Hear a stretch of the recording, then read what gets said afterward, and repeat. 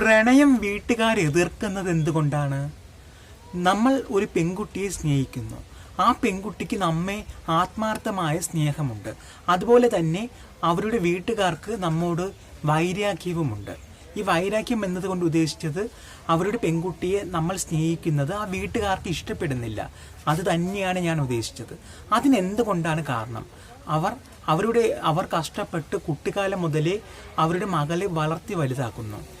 ഏതെങ്കിലും ഒരുത്തൻ ഒരു സമയത്ത് വന്ന് അവളെ വിളിച്ചിറക്കിക്കൊണ്ടുപോയി കല്യാണം നടത്തുന്നു.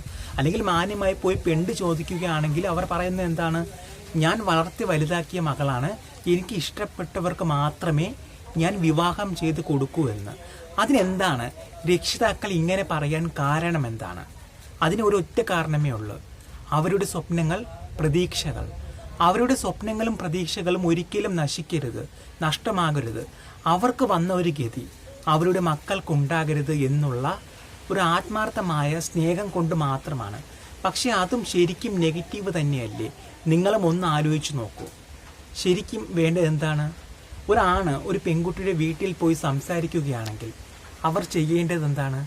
രണ്ട് കുടുംബവും തമ്മിൽ യാതൊരു ചേർച്ചക്കുറവുമില്ലെങ്കിൽ നിങ്ങൾക്ക് ധൈര്യമായി പ്രൊസീഡ് ചെയ്യാവുന്നതാണ്. ആ വിവാഹം നടത്തി കൊടുക്കാവുന്നതാണ്.